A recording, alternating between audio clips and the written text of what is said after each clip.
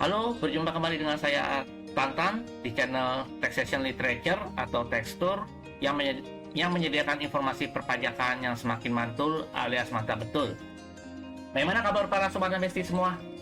Dan saya berharap pasti para sobat investi semua dalam kondisi yang baik, dan saya doakan selalu agar untuk hari-hari kedepannya kondisi kalian semua akan makin baik dan lebih baik lagi. Pada video kali ini saya akan membawakan topik mengenai sumbangan berupa fasilitas pendidikan. Sebelumnya saya sudah men-sharing tentang aspek perpajakan dari beasiswa. Dan sekarang saya akan membahas mengenai perlakuan pajak penghasilan dan PPN-nya seperti bagaimana. Dan seperti biasa jangan lupa untuk selalu like, share, dan subscribe video ini agar video ini bisa menjangkau lebih banyak penonton atau audiens.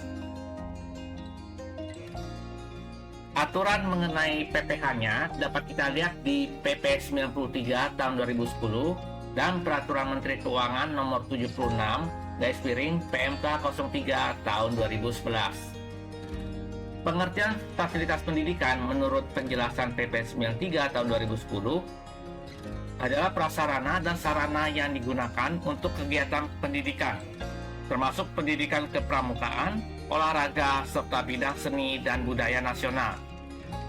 Sedangkan pengertian lembaga pendidikan yang menerima sumbangan adalah lembaga yang bergerak di bidang pendidikan, termasuk olahraga, seni, dan atau budaya, baik pendidikan dasar dan menengah, yang terdaftar pada Dinas Pendidikan maupun perguruan tinggi yang terakreditasi. Sumbangan fasilitas pendidikan dapat dikurangkan dari penghasilan bruto dengan syarat: pertama, wajib pajak mempunyai penghasilan neto fiskal berdasarkan surat pemberitahuan tahunan pajak penghasilan tahun sebelumnya. Kedua, pemberian sumbangan tidak menyebabkan rugi pada tahun pajak di mana sumbangan diberikan. Ketiga, didukung bukti sah. Keempat, lembaga yang menerima wajib memiliki NPWP, kecuali badan yang dikecualikan sebagai subjek pajak sesuai dengan peraturan perpajakan yang berlaku. Kelima, besarnya nilai sumbangan yang dapat dikurangkan dari penghasilan bruto untuk 1 tahun tidak melebihi 5% dari penghasilan neto fiskal tahun pajak sebelumnya. Sumbangan fasilitas pendidikan tidak dapat dikurangkan dari penghasilan bruto bagi pihak pemberi apabila sumbangan tersebut diberikan kepada pihak yang memiliki hubungan istimewa sebagaimana yang diatur di dalam Undang-Undang PPh. Sumbangan fasilitas pendidikan dapat diberikan dalam bentuk barang dan atau uang. Apabila sumbangan diberikan dalam bentuk barang, maka nilainya ditentukan berdasarkan nilai perolehan apabila belum disusutkan, nilai buku fiskal jika sudah disusutkan, dan harga pokok penjualan apabila barang tersebut diproduksi sendiri. Sumbangan fasilitas pendidikan dikurangkan dari penghasilan bruto pada tahun pajak di mana sumbangan tersebut diserahkan.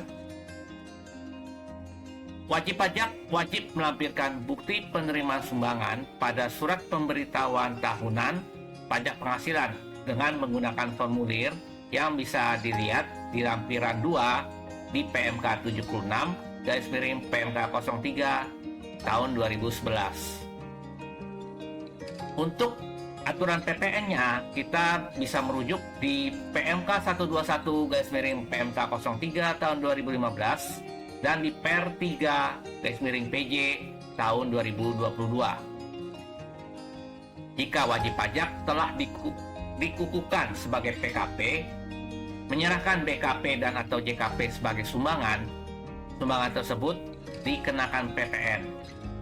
Aturannya di pasal 1A ayat 1 huruf D dan penjelasan pasal 4 ayat 1 huruf C Undang-Undang PPN.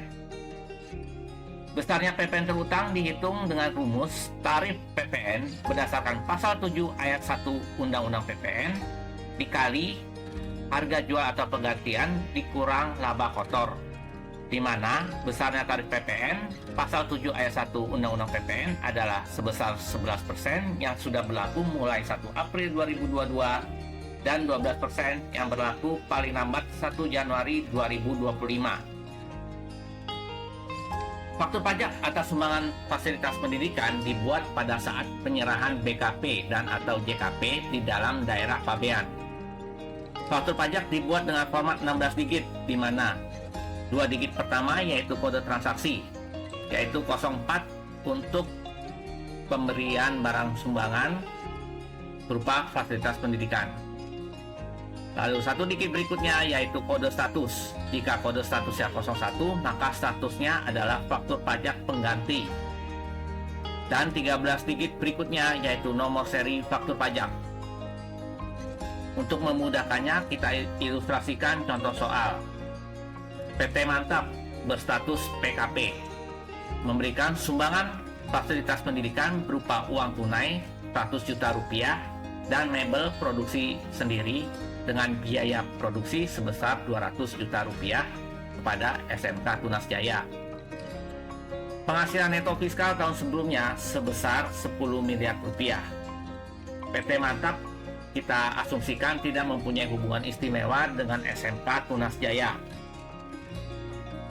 PT Mantap dapat mengurangkan seluruh sumbangan tersebut sebagai pengurang penghasilan bruto karena belum melewati batas maksimal sumbangan yang dapat dibebankan tahun ini, yaitu sebesar 5% dikali 10 miliar rupiah, yaitu sebesar 500 juta rupiah.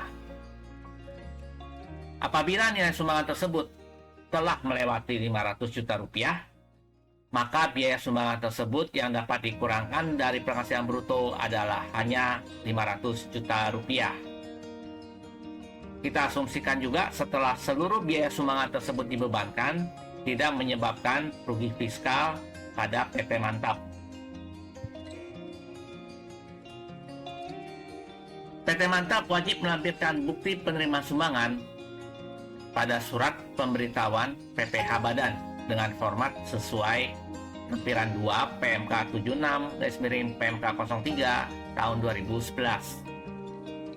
Atas pemberian barang secara cuma-cuma tersebut, PT Mantap wajib membuat faktur pajak dengan kode 04 dan memungut PPN kepada SMK Tunas Jaya sebesar 11% dikalikan 200 juta rupiah, sama dengan 22 juta rupiah.